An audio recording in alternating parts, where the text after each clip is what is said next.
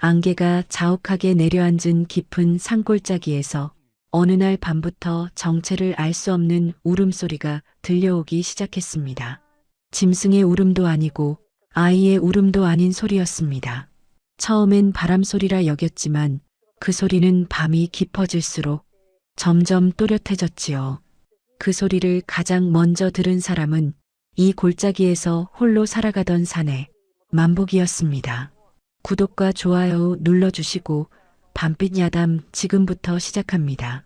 만복이는 가진 것이라곤 낡은 초가집 한 채와 작은 텃밭뿐이었지만 부지런하기로는 동네에서 으뜸이었고 인정 많기로는 둘째가라면 서러울 정도로 순박한 청년이었지요.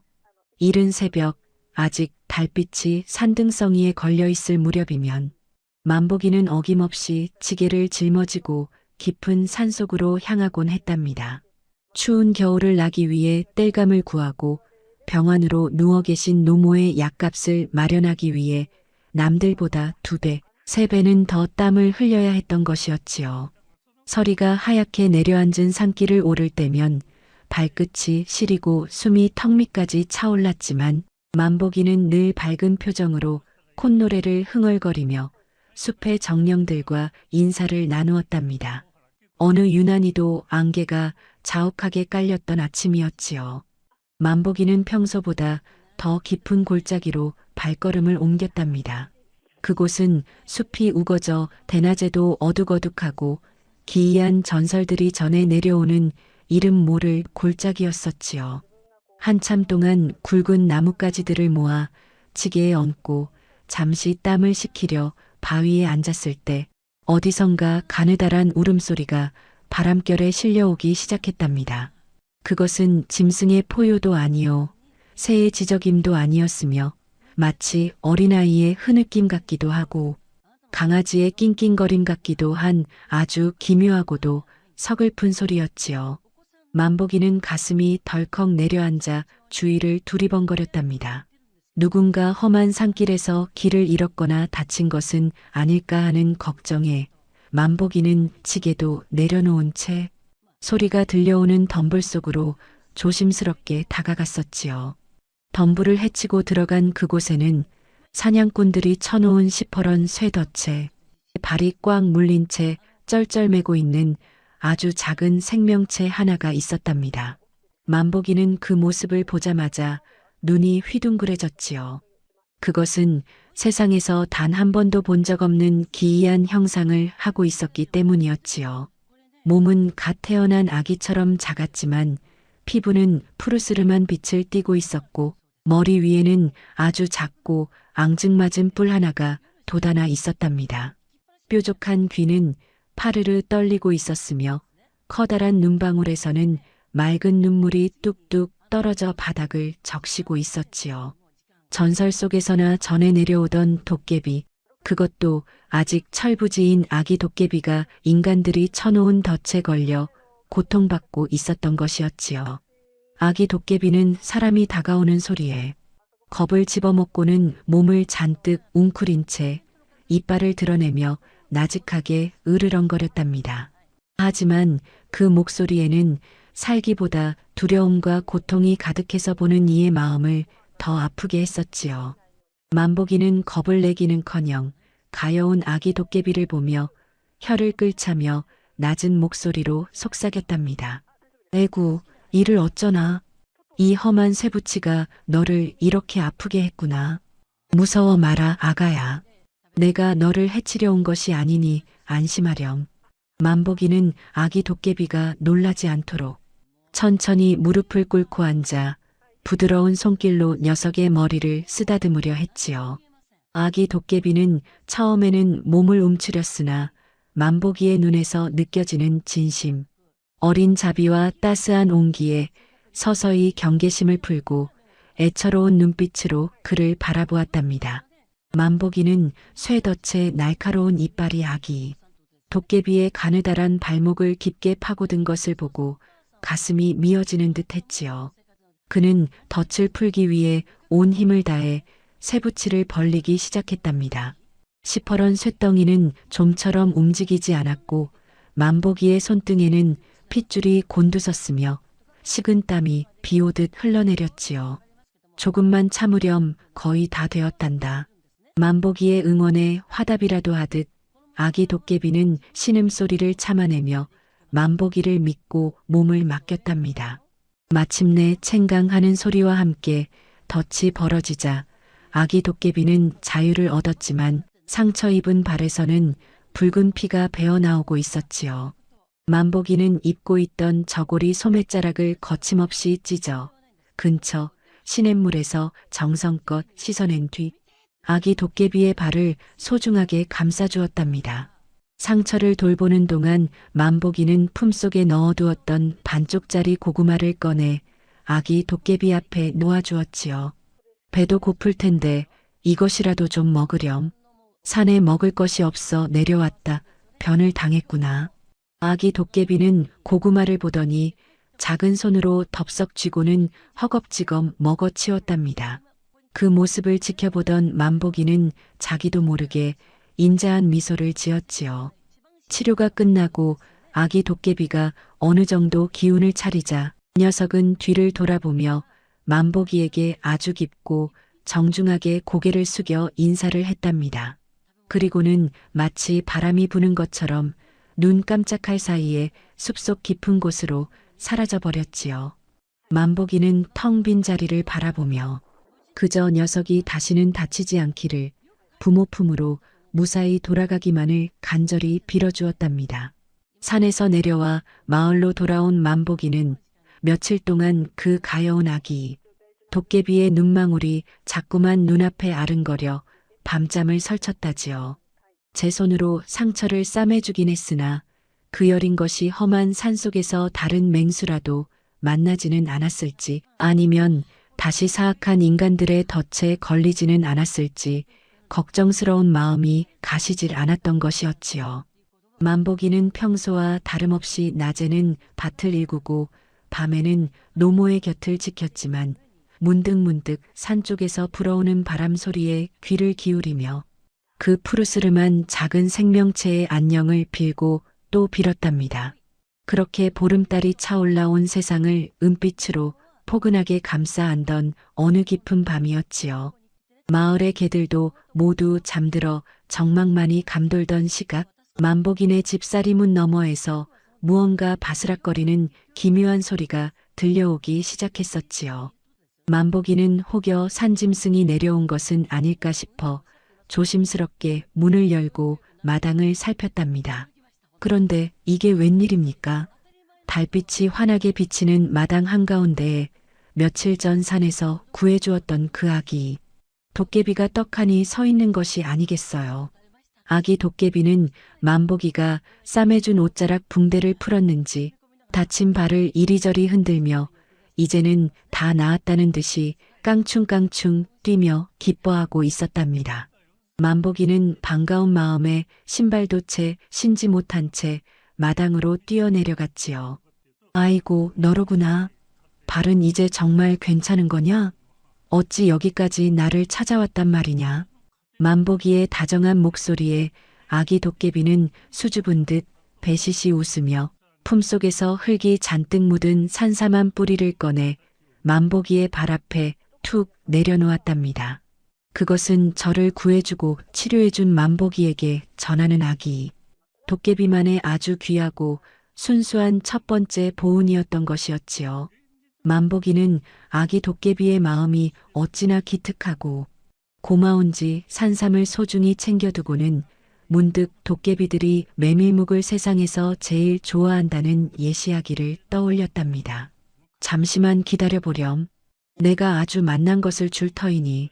만보기는 서둘러 부엌으로 들어가 아껴두었던 햇메밀 가루를 꺼냈지요. 맷돌에 정성껏 갈아채에 걸은 메밀 가루를 솥에 넣고 적당한 불 위에서 쉬지 않고 주걱을 저으며 정성을 다했답니다. 몽글몽글 엉겨붙으며 구수하고도 쌉싸름한 향기가 온 집안에 퍼지기 시작했지요. 잘 쑤어진 메밀묵을 넓은 그릇에 담아 찬물에 식히니 탱글탱글하고 찰진 메밀묵이 완성되었답니다. 만보기는 묵을 예쁘게 썰어 마당 평상에 올려놓고 아기 도깨비를 불렀었지요. 아기 도깨비는 처음 보는 음식의 향기에 코를 킁킁거리더니 조심스럽게 메밀묵한 조각을 입에 넣었답니다. 그러자 녀석의 커다란 눈이 등잔잔만큼 커지더니 이내 손뼉을 치며 덩실덩실 춤을 추기 시작했지요. 맛있느냐? 천천히 많이 먹으렴. 너를 위해 만든 것이란다.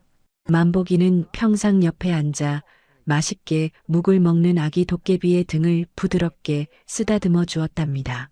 푸르스름한 피부는 밤 공기처럼 서늘했지만 그 속에서 느껴지는 아기 도깨비의 심장. 박동은 만복이의 가슴을 따뜻하게 적셔주었지요. 달빛 아래에서 가난한 농부와 아기 도깨비가 나란히 앉아 메밀묵을 나눠 먹는 그 광경은 이 세상 그 어떤 화려한 연회보다도 평화롭고 신비로운 풍경이었던 것이었지요. 그날 이후로 아기 도깨비는 밤마다 만복이네 집을 찾아오는 단골 손님이 되었답니다. 만복이는 매일 밤 정성을 다해 메밀묵을 쑤어 놓고 친구를 기다렸고 아기 도깨비는 올 때마다 산에서 딴 머루나 다래 혹은 귀한 약초들을 한 움큼씩 가져오곤 했었지요. 둘은 말은 통하지 않았지만 서로의 눈빛과 몸짓만으로도 충분히 마음을 나눌 수 있었답니다. 아기 도깨비는 만복이의 어깨 위로 올라가 장난을 치기도 하고 만복이가 일하느라 거칠어진 손을 자신의 작은 손으로 꾹꾹 눌러주며 위로를 건네기도 했지요. 사람들은 알지 못하는 오직 깊은 밤, 달빛만이 지켜보는 비밀스럽고도 아름다운 우정이 그렇게 매일 밤 만복이네 마당에서 무르익어 갔던 것이었답니다. 만복이는 이 작은 친구 덕분에 고단한 하루의 피로를 잊을 수 있었고 아기 도깨비는 인간의 따뜻한 정이 무엇인지 배우게 되었지요. 때로는 도깨비 불을 반짝이며 만복이를 즐겁게 해주기도 하고 때로는 만복이의 무릎을 베고 누워 나직한 숨소리를 내며 잠들기도 했었답니다.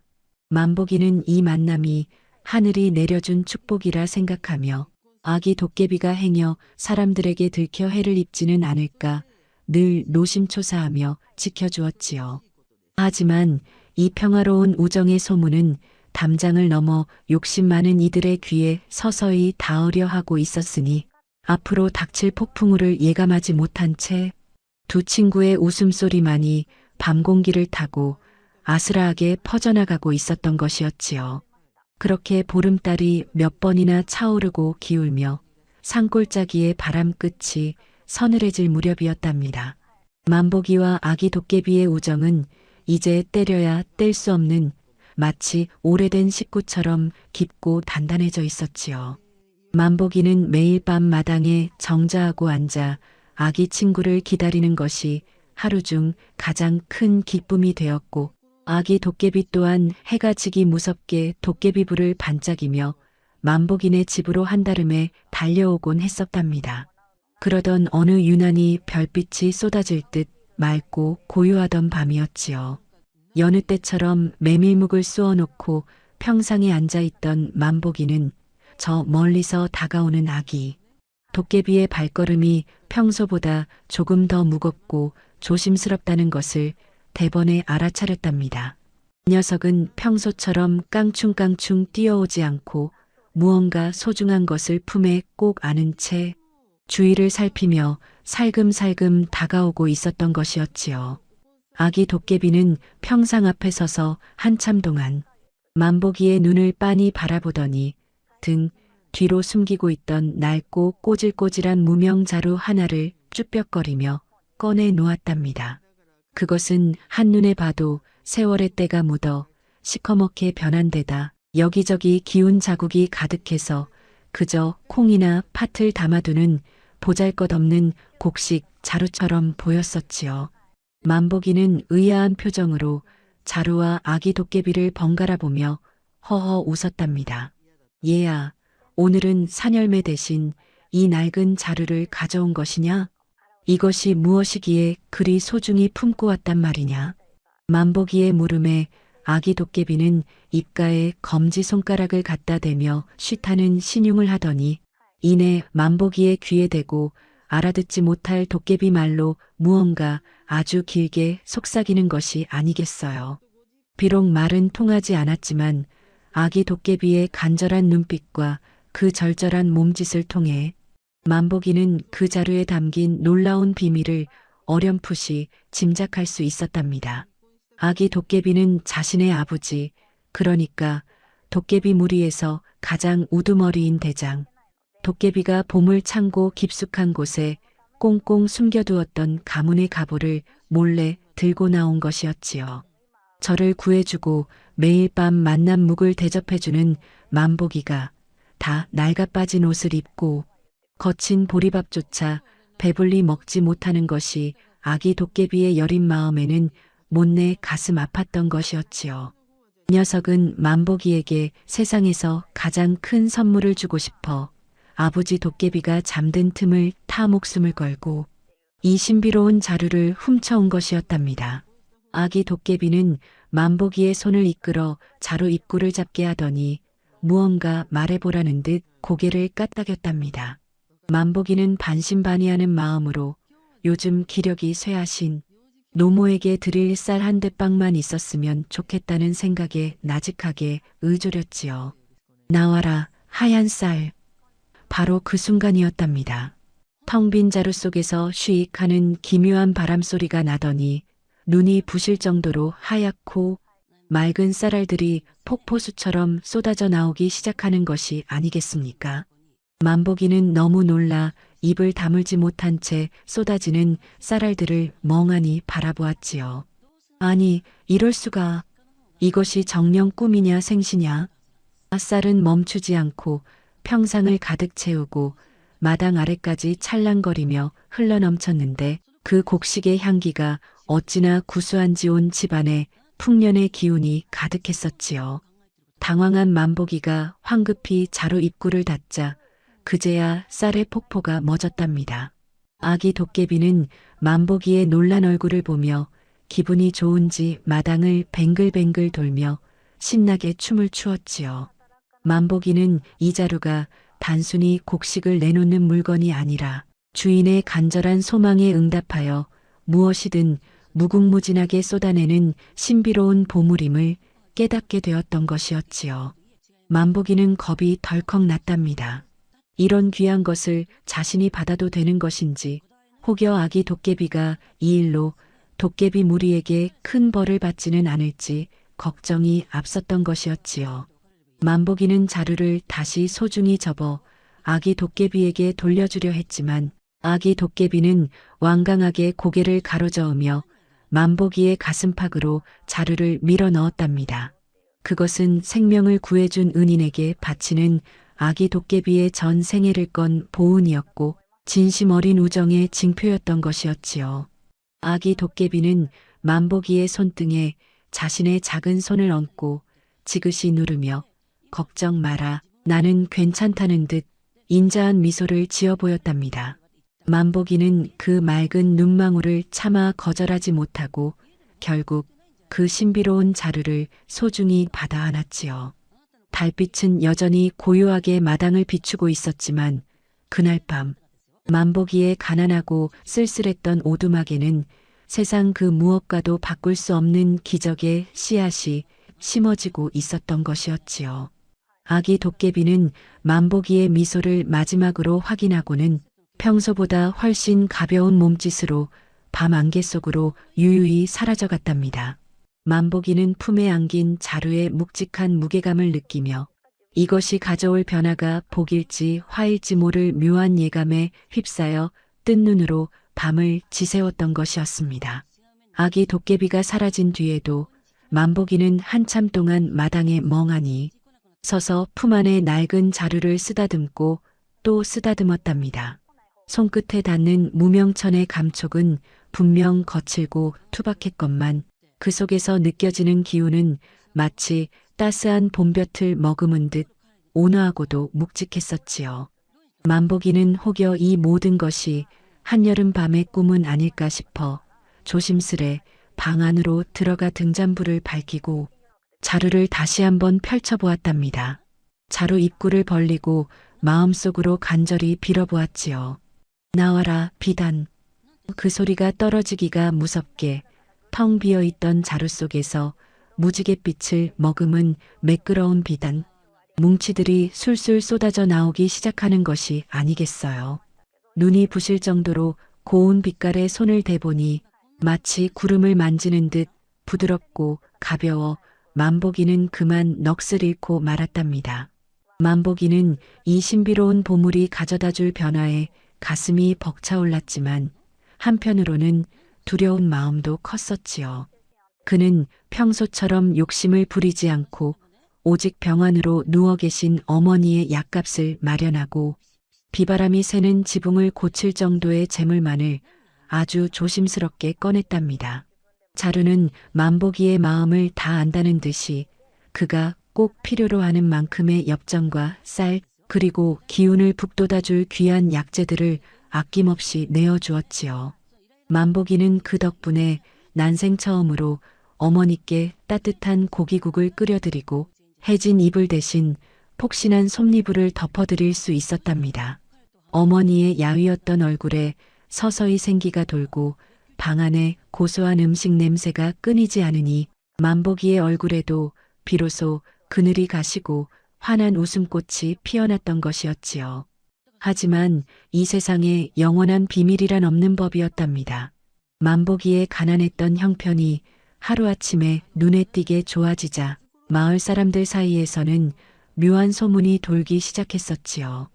거참 신기한 노릇일세. 만복이 그 친구 매일 산에만 가더니 산삼이라도 캔 것인가. 집안에서 풍겨나오는 고기 냄새가 예사롭지 않단 말이네.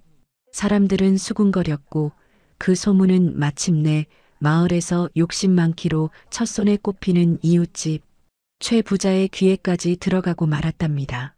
최 부자는 평소에도 남의 잘되는 꼴을 못 보고 남의 것을 탐내기로 소문난 인물이었지요.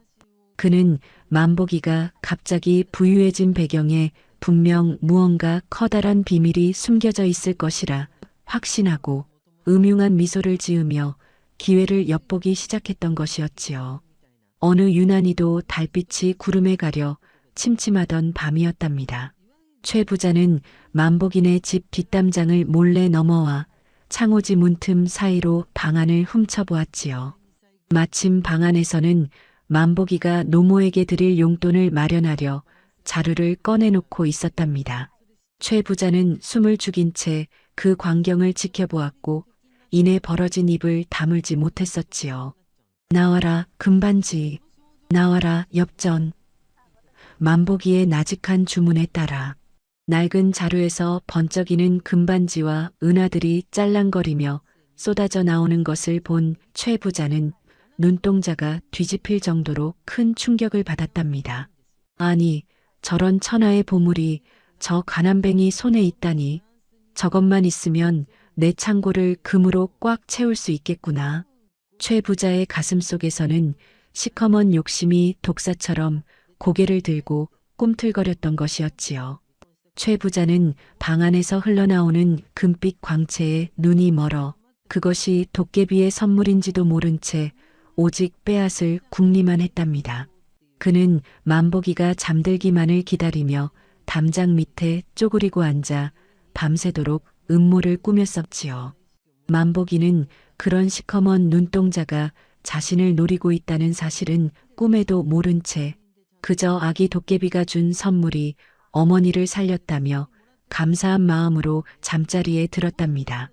최 부자는 만보기의 고른 숨소리가 들려오자 살금살금 방 안으로 기어들어가 머리맡에 놓여있던 꼬질꼬질한 자루를 낚아챘지요. 낡은 천 조각에서 느껴지는 신비로운 온기에 최 부자의 손끝이 파르르 떨렸답니다. 그는 자루를 품속에 깊이 감추고는 마치 제 물건이라도 되는 양 서둘러 자신의 저택으로 도망을 쳤던 것이었지요. 자신의 호화로운 창고로 돌아온 최 부자는 문을 굳게 걸어 잠그고 흥분에 겨워 자루를 바닥에 내팽개치듯 펼쳐놓았답니다. 흐흐, 이제 이 마을의 모든 재물은 내 것이나 다름없다. 어디 보자. 이 자루가 얼마나 대단한지 시험해볼까? 최 부자는 눈을 부라리며 자루를 향해 소리를 질러댔지요. 나와라, 금덩이. 나와라, 보석. 당장 이 창고가 넘치도록 쏟아져 나오란 말이다.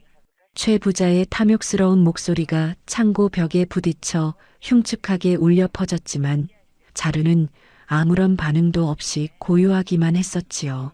자루는 주인의 마음이 얼마나 순수한지 그 속에 담긴 뜻이 의로운지를 가려내는 신비로운 힘이 있었으나 눈먼 욕심쟁이 최 부자는 그런 이치를 알 턱이 없었던 것이었지요.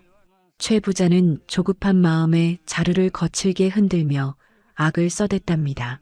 이 낡은 주머니가 감히 나를 거역하는 것이냐? 쌀이든 금이든 닥치는 대로 쏟아내란 말이다. 그러자 갑자기 자루 속에서 기이하고도 기분 나쁜 소리가 들려오기 시작했었지요. 쉬익 하는 바람 소리가 아니라 마치 수만 마리의 벌레가 기어가는 듯한 소름 끼치는 소리였답니다. 최 부자는 드디어 보물이 쏟아지나 싶어 침을 꼴깍 삼키며 자루 입구를 크게 벌렸지요. 하지만 그 속에서 쏟아져 나온 것은 번쩍이는 금덩이가 아니었답니다. 사악한 마음으로 보물을 탐낸 자에게 내리는 도깨비들의 무서운 경고가 이제 막 그 어둠 속에서 고개를 들려하고 있었던 것이었지요. 최 부자의 탐욕이 불러온 비극이 소리 없이 시작되고 있었던 것이었습니다. 최 부자의 창고 안은 쥐 죽은 듯 적막했으나 자루를 움켜쥔 그의 손가락은 탐욕으로 인해 파르르 떨리고 있었답니다. 등잔불 아래에서 시커먼 자루 입구를 들여다보며 금은 보화가 쏟아지기만을 기다리던 최 부자의 머릿속에는 이미 이 고을을 넘어 팔도강산에서 으뜸가는 부자가 된 제 모습이 환상처럼 그려지고 있었던 것이었지요. 그는 침을 꼴깍 삼키며 다시 한번 천둥 같은 소리로 자루를 향해 악을 썼답니다. 나와라, 황금. 나와라, 보석. 어서 내 창고를 가득 채우란 말이다. 최 부자의 외침이 창고 벽을 타고 흉측하게 울려 퍼지는 그 순간이었지요. 자루 속에서 쉬익 하는 소리가 나더니 아까와는 비교도 할 수 없을 만큼 기이하고도 불길한 소리가 창고 안을 가득 채우기 시작했었지요. 최 부자는 드디어 보물이 쏟아지나 싶어 자루 입구를 제 품 안으로 더욱 바짝 끌어당겼답니다. 그런데 말이에요. 자루 속에서 쏟아져 나온 것은 번쩍이는 황금이 아니라 코를 찌를 듯한 고약한 냄새와 함께 시커멓고 걸쭉한 오물덩어리들이었지요. 철퍼? 퇴? 하는 소리와 함께 사방으로 튀어오르는 시커먼 진흙탕과 오물들은 눈 깜짝할 사이에 최 부자의 비단 옷을 더럽히고 그의 얼굴을 뒤덮어버렸답니다. 당황한 최 부자가 비명을 지르며 뒤로 물러나려 했으나 자루는 마치 살아있는 짐승처럼 최 부자의 손에 찰싹 달라붙어 멈추지 않고 오물을 토해냈었지요. 아니, 이게 무슨 병개냐? 금이 나와야지.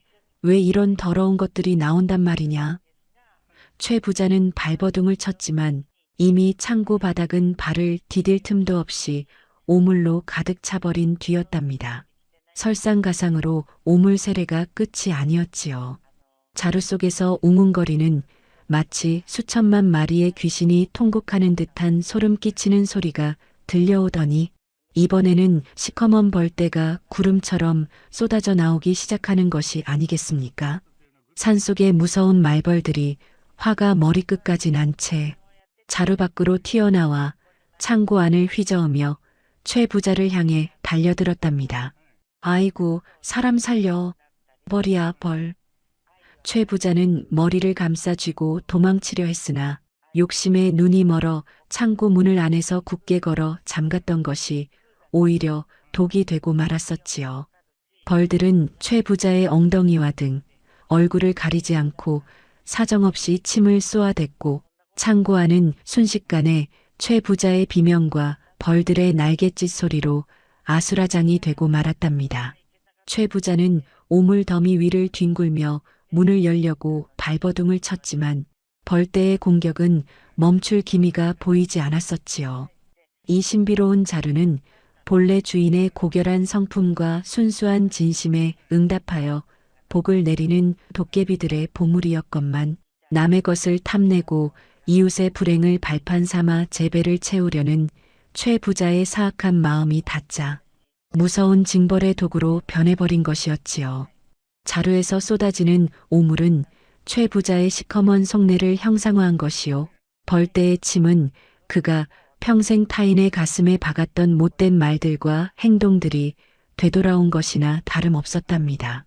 최 부자는 눈이 퉁퉁 붓고 온몸이 만신창이가 된 채 차디찬 창고 바닥에서 자신의 탐욕을 뼈저리게 후회하며 울부짖었지만 소용없는 일이었지요. 한편 만복이는 잠결에 옆집 창고 쪽에서 들려오는 기괴한 비명과 소동에 깜짝 놀라 눈을 떴답니다. 그는 자신의 머리맡에 있어야 할 자루가 사라진 것을 확인하고는 가슴이 철렁 내려앉았지요. 아니, 자루가 어디로 갔단 말이냐? 설마 누가 훔쳐가기라도 한 것이란 말이냐? 만복이는 황급히 밖으로 뛰어나왔고 옆집 최 부자의 창고 근처에서 풍겨오는 지독한 냄새와 웅성거림에 발걸음을 옮겼답니다. 마을 사람들도 하나둘 잠에서 깨어나 횃불을 들고 모여들었지요. 사람들은 굳게 잠긴 최 부자의 창고 문틈새로 쏟아져 나오는 오물과 벌들을 보며 경악을 금치 못했답니다. 저게 도대체 무슨 일인가?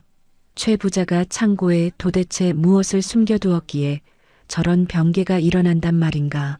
사람들은 두려움과 호기심이 섞인 눈으로 창고를 지켜보았지요.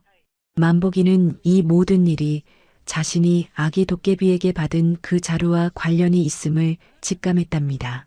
그는 최 부자가 자신의 집담을 넘어 보물을 훔쳐갔음을 깨닫고 한탄했지요.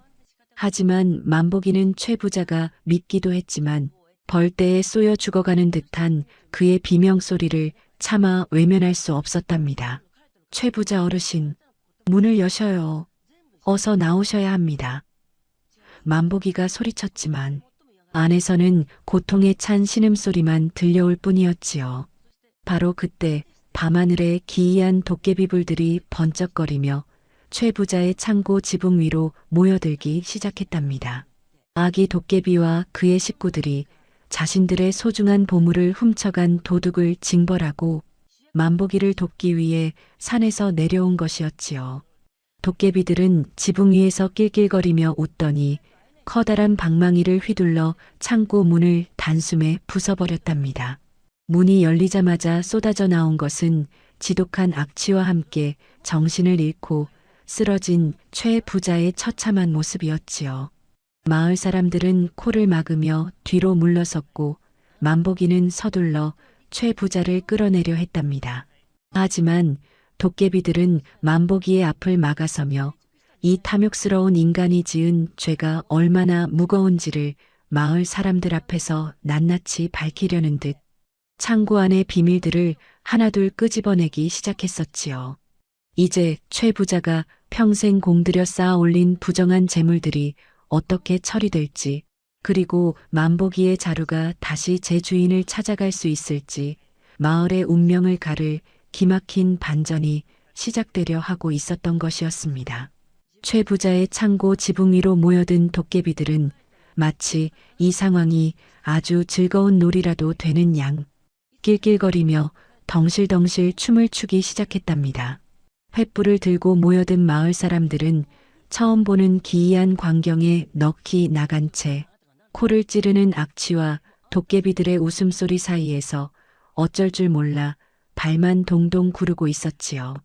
아기 도깨비는 지붕 한가운데에 앉아 창고 마당에 정신을 잃고 쓰러진 최 부자를 향해 혀를 낼름 내밀며 장난기 어린 표정을 지었답니다. 그러더니 녀석이 고사리 같은 손을 한번 휘젓자 창고 안을 가득 메우고 있던 벌떼가 약속이라도 한 듯 일제히 자루 속으로 빨려 들어갔으며 바닥에 찰랑거리던 시커먼 오물들도 흔적 없이 사라져버리는 것이 아니겠습니까? 하지만 최 부자의 비단옷에 묻은 얼룩과 퉁퉁 부어오른 얼굴만은 그대로 남아 그가 저질렀던 탐욕의 대가가 얼마나 처절했는지를 똑똑히 보여주고 있었던 것이었지요. 도깨비들은 이제 본격적인 심판을 시작하려는 듯 각자의 손에 든 투박한 나무 방망이를 허공에 대고 힘차게 휘둘렀답니다. 그러자 굳게 닫혀있던 최 부자의 비밀곳간 벽이 우지끈 소리를 내며 무너져 내렸고 그 안에서 수년 동안 켜켜이 쌓여있던 곡식 가마니들이 폭포수처럼 쏟아져 나왔지요. 마을 사람들은 쏟아지는 쌀알들을 보며 경악을 금치 못했답니다. 그것은 지난 여름 지독한 가뭄 때 최 부자가 백성들에게 비싼 이자를 받고 빌려주려 억지로 모아두었던 마을 사람들의 피땀 어린 곡식들이었기 때문이었지요. 도깨비들은 멈추지 않고 다시 한번 방망이를 내리쳤고 이번에는 최 부자가 사람들을 협박하여 억지로 받아낸 땅 문서와 빈 문서들이 든 상자가 공중으로 솟구쳐 올랐었지요. 아기 도깨비는 상자 속에서 빈 문서들을 하나씩 꺼내 마을 사람들의 얼굴 앞으로 낱낱이 흩뿌렸답니다. 자신의 이름이 적힌 종이를 받아든 노인들과 가난한 농부들은 그것을 등잔불 아래 비춰보고는 눈물을 펑펑 쏟으며 바닥에 주저앉았지요.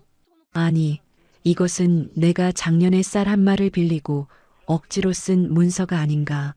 최 부자가 이미 갚았는데도 없다며 오리발을 내밀던 그 문서가 여기 있었구먼.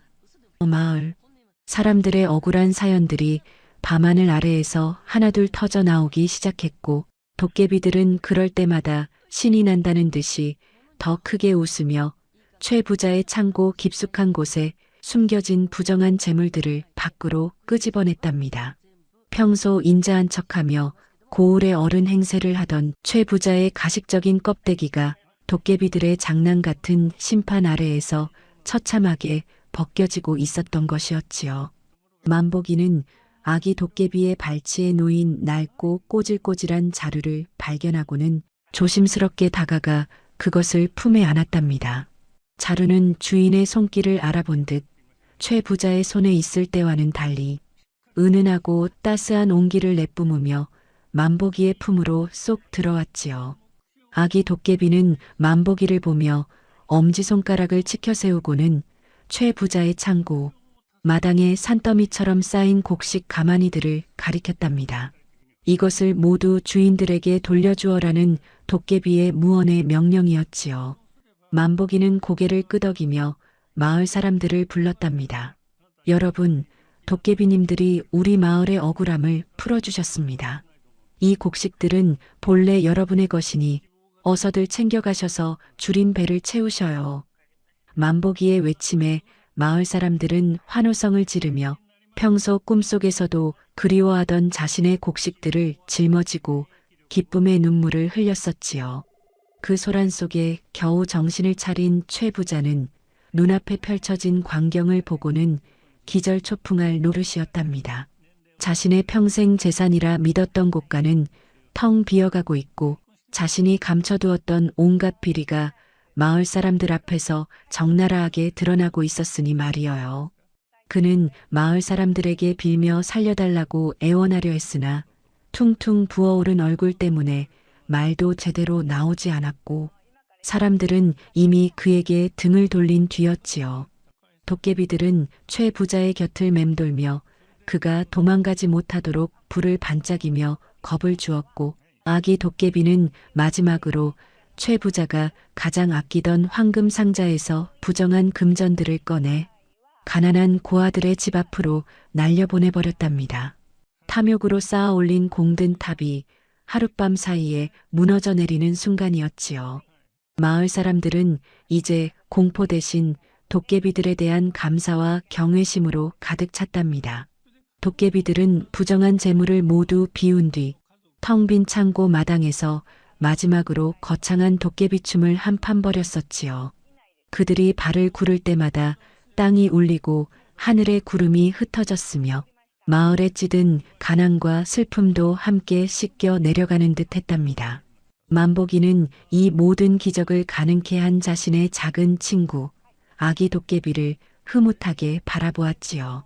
녀석은 이제 더 이상 겁쟁이 꼬마가 아니라 마을의 정의를 바로 세운 늠름한 수호신처럼 보였던 것이었지요.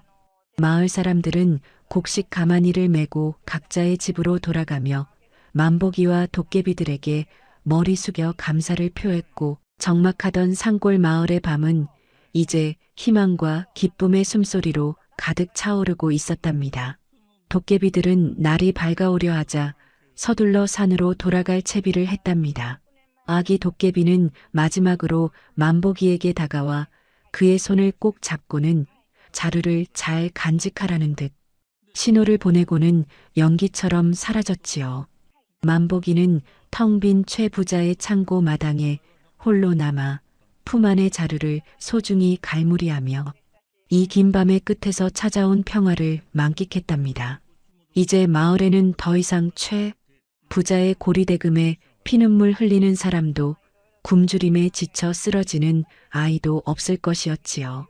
만보기는 자루를 짊어지고 자신의 소박한 오두막으로 향하며 내일 아침 어머니께 들려드릴 기적 같은 이야기들을 머릿속으로 정리했었지요. 동력 하늘이 서서히 푸른 빛으로 물들기 시작하자 마을은 그 어느 때보다 상쾌하고 맑은 새벽 공기를 머금으며 새로운 아침을 맞이하고 있었답니다. 폭풍 같은 소동이 지나간 다음 날 아침, 마을의 풍경은 어제와는 사뭇 다른 평온함 속에 잠겨 있었답니다.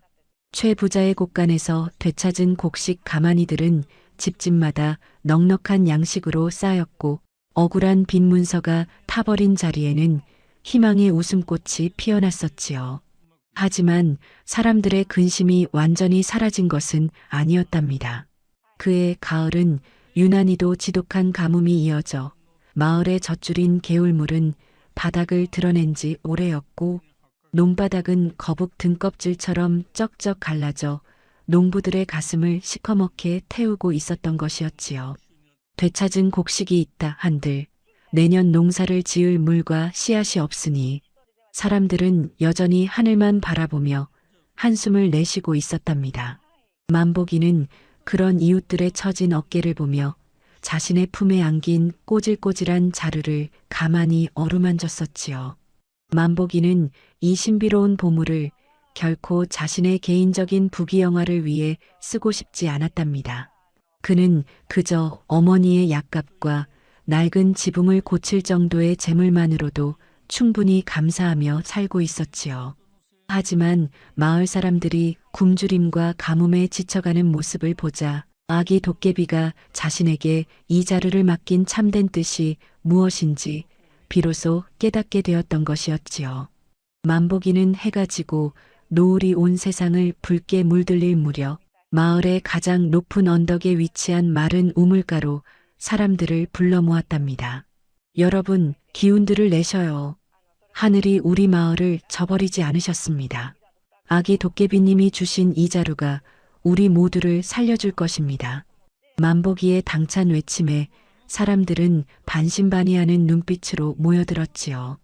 만보기는 떨리는 손으로 자루의 입구를 벌리고 마음속으로 간절히 빌고 또 빌었답니다. 부디 이 메마른 땅에 생명의 물을 주옵소서. 우리 이웃들이 더 이상 목마름에 눈물 찢지 않게 도와주옵소서. 만보기가 나직하게 나와라. 맑은 물. 하고 주문을 외우자 텅 빈 자루 속에서 콸콸거리는 시원한 물소리가 들려오기 시작했었지요. 이윽고 자루 입구에서 수정처럼 맑고 시원한 물줄기가 폭포수처럼 쏟아져 나와 마른 우물을 가득 채우기 시작했답니다. 우물이 넘쳐 개울로 흘러가고 갈라진 논바닥마다 맑은 물이 찰랑거리며 스며들자 마을 사람들은 환호성을 지르며 물가로 달려갔지요. 사람들은 그 물로 마른 목을 축이고 얼굴을 적시며 기쁨의 춤을 추었답니다. 기적은 거기서 멈추지 않았었지요.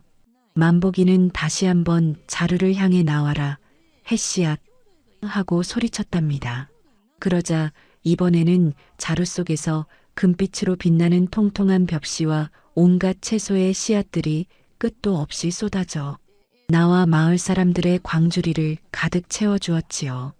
그것은 평범한 씨앗이 아니라 도깨비의 기운이 서린 신비로운 씨앗이라. 땅에 닿기만 해도 쑥쑥 자라나 풍성한 열매를 맺을 귀한 것들이었답니다. 만복이는 쏟아지는 씨앗들을 마을 사람들에게 골고루 나누어 주며 누구 하나 소외되지 않도록 세심하게 살폈었지요. 평소 만복이를 업신여겼던 이들도 가난했던 그의 선행에 고개를 숙이며 진심으로 고마움을 전했답니다.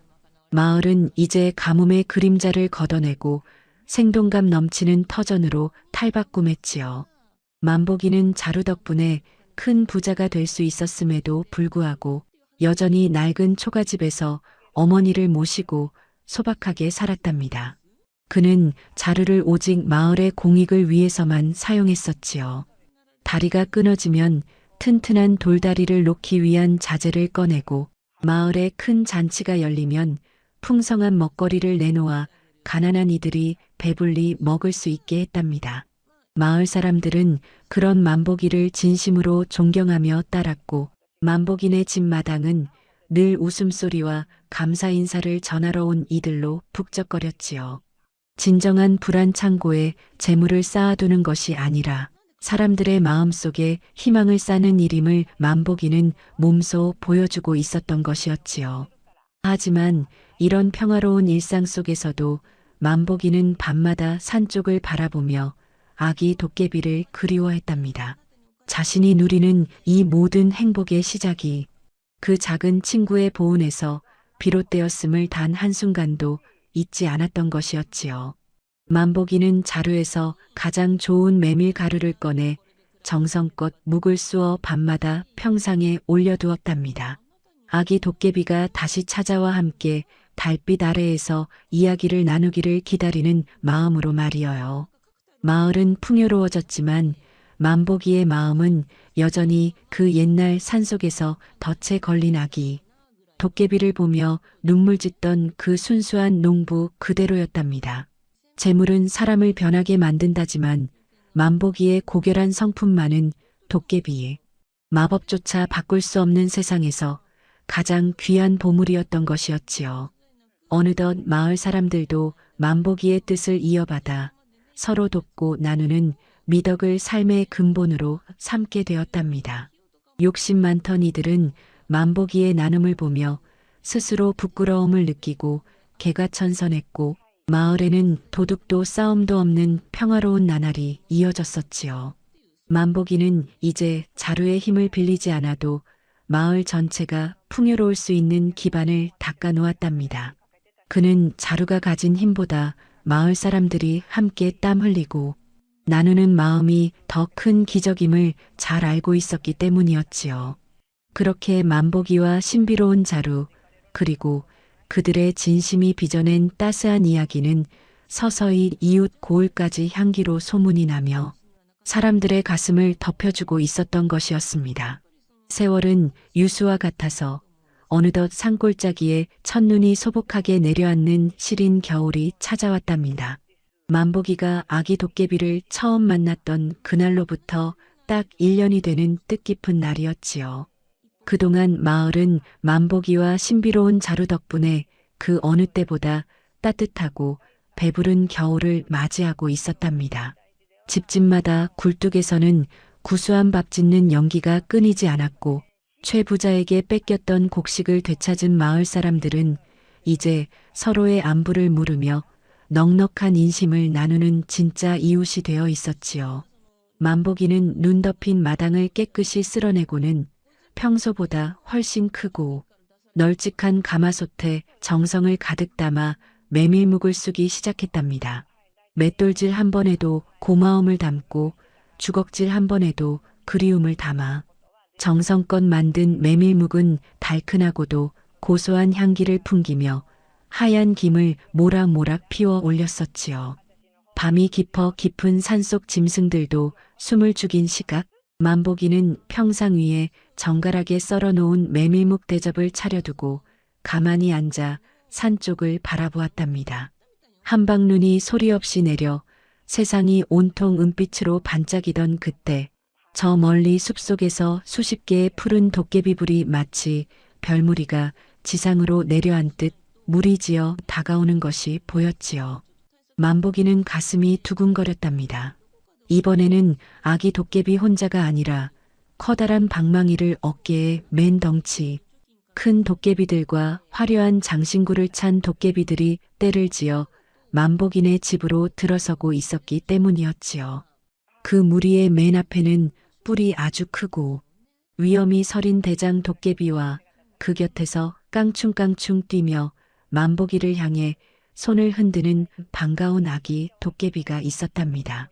아기 도깨비는 1년 사이에 부쩍 자란 듯 보였지만 만복이를 향해 달려와 품에 안기는 그 맑은 눈망울만큼은 처음 만났던 그날 그대로였지요. 아이고, 이게 누구냐? 정말 보고 싶었단다, 아가야.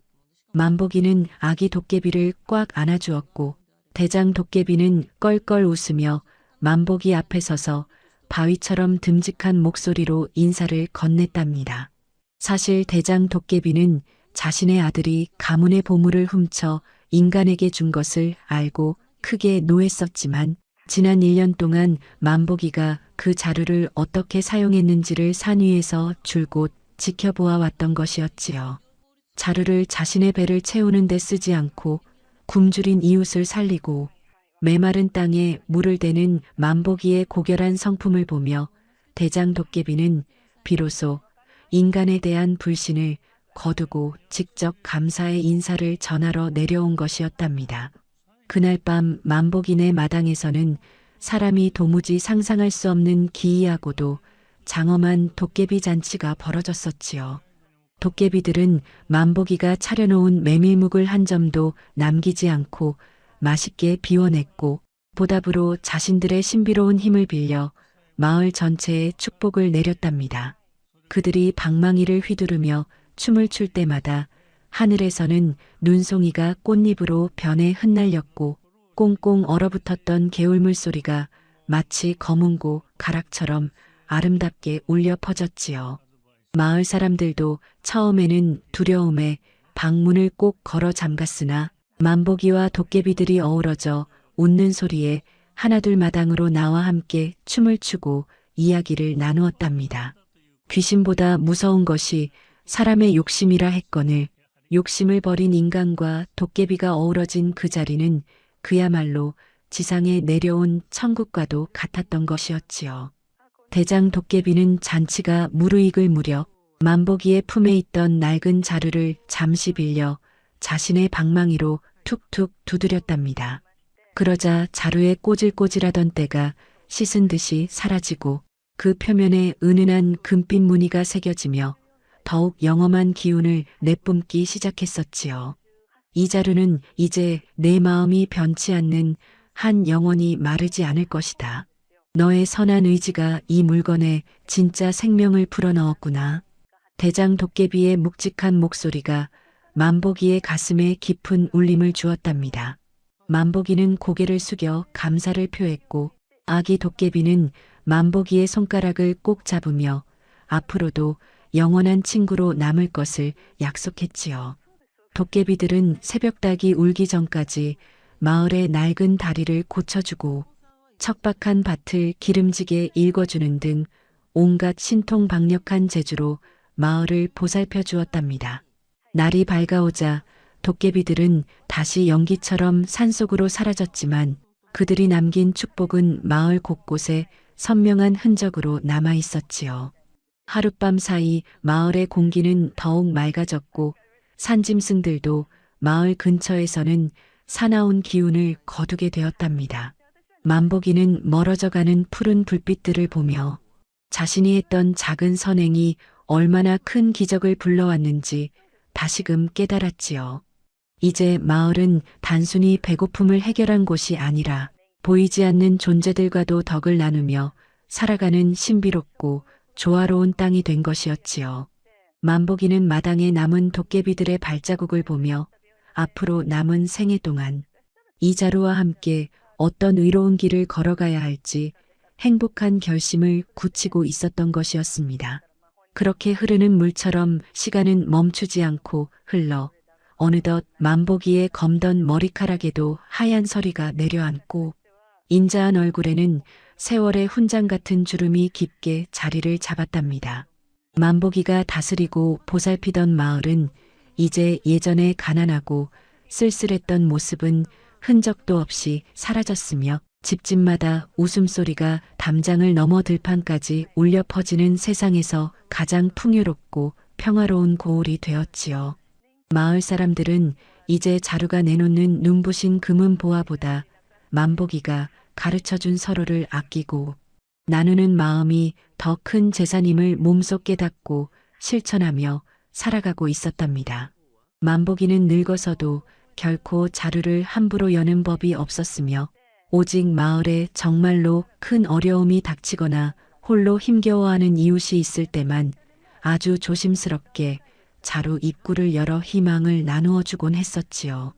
어느 유난히도 달빛이 곱고 산들바람이 부드럽게 불어오던 가을밤이었답니다. 만복이는 이제 자신의 생이 얼마 남지 않았음을 직감하고 품속에서 소중히 간직해온 그 낡고 금빛 무늬가 선명한 자루를 꺼내 들었지요. 자루는 처음 만났을 때처럼 여전히 따스한 온기를 머금고 있었고 만복이의 손길이 닿을 때마다 은은한 빛을 내뿜으며 주인과의 마지막 인사를 나누는 듯 했답니다. 만복이는 지팡이를 짚고 천천히 발걸음을 옮겨 평생의 친구인 아기 도깨비를 처음 만났던 그 깊은 골짜기의 바위 앞으로 향했었지요. 그곳에는 어느덧 늠름하고 덩치 큰 대장 도깨비로 성장한 아기 도깨비가 마치 만복이가 올 것을 알고 있었다는 듯이 바위 위에 앉아 달빛을 받으며 기다리고 있었답니다. 두 친구는 서로의 얼굴을 바라보며 말없이 긴 미소를 주고받았지요. 만복이는 떨리는 손으로 자루를 내밀며 이제는 산으로 돌아가야 할 보물의 주인을 찾아주었답니다. 얘야, 이 자루 덕분에 우리 마을 사람들이 굶주림을 잊고 평화를 찾았단다. 내가 준 그 지극한 정성이 수많은 생명을 살렸으니 이제는 이 귀한 것을 내가 다시 가져가거라. 만복이의 목소리는 비록 가늘고 힘이 없었지만 그 안에는 평생을 의롭게 살아온 이의 고결한 기품이 서려 있었지요. 장성한 도깨비는 만복이가 건네는 자루를 소중히 받아 안고는 그의 무릎 아래 엎드려 인간 세상을 위해 헌신한 늙은 농부에게 가장 깊고 정중한 예우를 갖추어 인사를 올렸답니다. 도깨비는 자루를 흔들어 마지막으로 기적을 하나 일으켰었지요. 자루 속에서 쏟아져 나온 것은 금도 아니요 쌀도 아닌 영롱하게 빛나는 수천만 개의 빛의 씨앗들이었답니다. 그 씨앗들은 바람을 타고 온 마을로 흩어져 내려가 마을 사람들의 가슴 속에 영원히 마르지 않는 선량함이라는 이름의 꽃으로 피어났지요. 이제 마을 사람들은 자루가 없어도 서로를 진심으로 사랑하고 돕는 마음만으로도 충분히 풍요로울 수 있게 된 것이었지요. 만복이는 그 눈부신 광경을 바라보며 평온하게 눈을 감았고 도깨비는 만복이의 영혼을 호위하듯 푸른 불빛을 반짝이며 저 먼 하늘나라의 꽃밭으로 안내했답니다. 다음 날 아침 마을 사람들은 산 입구에서 인자한 미소를 지은 채 잠든 만복이를 발견했었지요. 신기하게도 그의 곁에는 시들지 않는 메밀꽃들이 가득 피어 있었고 마을의 모든 개울물은 만복이를 기리듯 은은한 노랫소리를 내며 흘렀답니다. 사람들은 만복이를 마을의 가장 높은 언덕에 정성껏 모셨으며 그날 이후로 마을에는 기이한 전설 하나가 더해졌다더군요.